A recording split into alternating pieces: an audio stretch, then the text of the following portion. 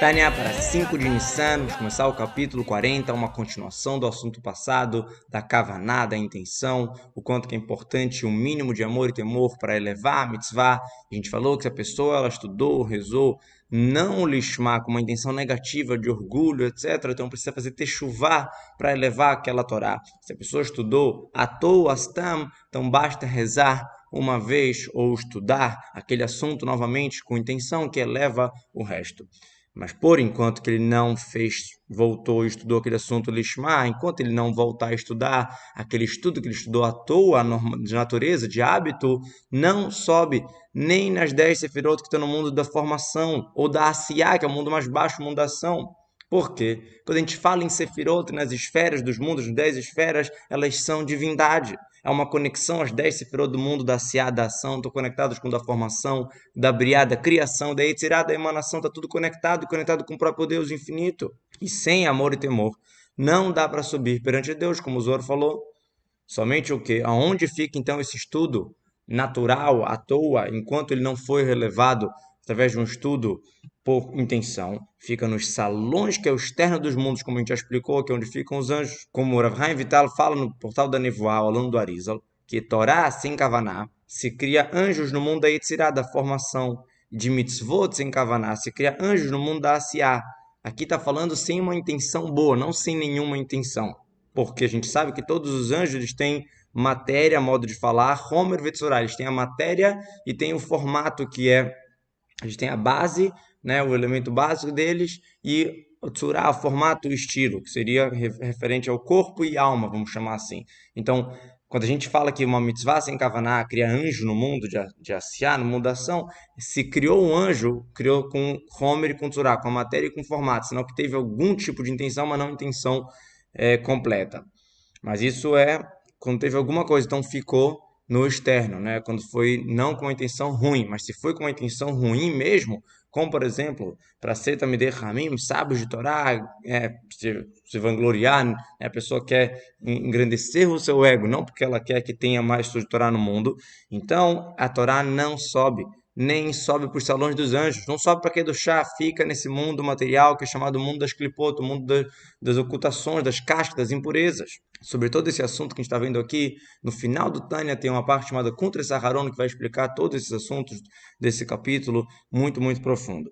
Diz o Tânia na observação, a gente vê em vários lugares do Zohar que a palavra de reza, de estudo, ela sobe, ela parte céus, ela desperta o que ela desperta, se é uma coisa boa, então desperta coisa boa. Uma palavra da Torá, ela sai, né, e parte céus, então você vê claramente, tanto sobre a Torá, tanto sobre a reza, você vê essa ideia de partir os céus, de elevar, quando a pessoa ela faz não lishma, não com uma boa intenção, com uma intenção negativa, de orgulho, coisa assim, então não chega a subir totalmente. Quer dizer, não sobe nada.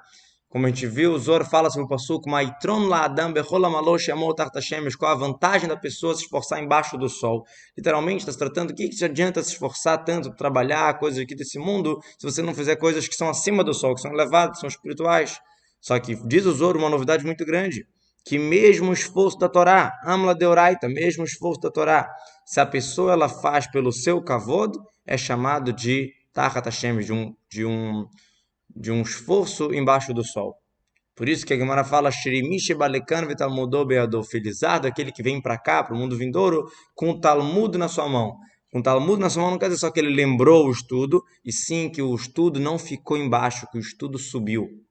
Uma vez o Rebbe anterior visitou uma sinagoga e falou assim, olha, tá cheio de rezas essa sinagoga. As pessoas acharam que ele estava elogiando, mas na verdade ele estava falando que as rezas não tinham subido, que as pessoas rezavam ali para mostrar a voz, por N motivos, e não para Deus. Então a reza não tinha subido, não tinha levado.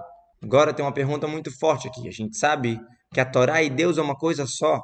Como pode ser que com uma Torá feita com uma intenção de orgulho, ou uma Torá feita naturalmente, não se eleva tanto, se afinal é a vontade de Deus, é a sabedoria divina, como deveria ser uma coisa gigantesca, mesmo sem toda a intenção do ser humano. Então é verdade que ele, sua vontade é uma coisa só, a Torá e Deus é uma coisa só, é verdade. Mas a gente sabe que Deus ele preenche todos os mundos, e mesmo assim, cada mundo tem um nível. É verdade que para Deus não faz diferença, mas a maneira que Deus criou para os mundos, para os receptores, para nós, tem muita diferença entre um mundo e outro. Né? Os mundos elevados recebem muito mais luz, incomparável com os mundos inferiores. E não só isso, a quantidade de luz, como também a quantidade de vestimentas e ocultações, que é muito maior nesse mundo aqui, chamado Lama Shafelo, esse mundo baixo, né? A raio de luz é muito pequeno e o nosso mundo é material, diferente dos outros mundos. Então, você vê que tem muita diferença entre um mundo e outro, né? Muitas ocultações, aquele Patnoga, a casca natural desse mundo, que tem a possibilidade de ser coisa boa, mas tem a possibilidade de ser coisa ruim, já é uma ocultação muito grande para criar todas as coisas permitidas desse mundo, inclusive a alma falante, a alma do ser humano, a alma vital. Então, nós somos materiais, nós somos desse mundo de muita ocultação. Então, quando uma alma fala a palavra de Torá e Tefilá sem kavaná, é verdade que aquilo ali é santo, aquilo ali é a palavra de Torá, é verdade. Não tem como chegar e falar, não, a clipá da alma vital do mundo vai cobrir a kedushá de Deus. É verdade, aquelas palavras são santas. Como, por exemplo, você vê quando a alma está falando coisas nulas, coisas bobas, que aí realmente, né, é outra história. Ou, por exemplo, a alma que tem nos outros animais não tem nenhum lugar fora de Deus. Mesmo assim, a gente sabe que Hashem é estimo de costume. É o oculto de todos os ocultos, chamado um Deus que se oculta. É verdade que Deus está em tudo. Mas mesmo assim Deus se oculta e tem mais revelação e menos revelação de um nível para o outro, mais vestimentas, mais ocultações, mais cortinas da luz até chegar na pessoa, até chegar nesse mundo. Então, as palavras da Kedushá da Tefilá realmente elas são positivas, elas até transformam o negativo.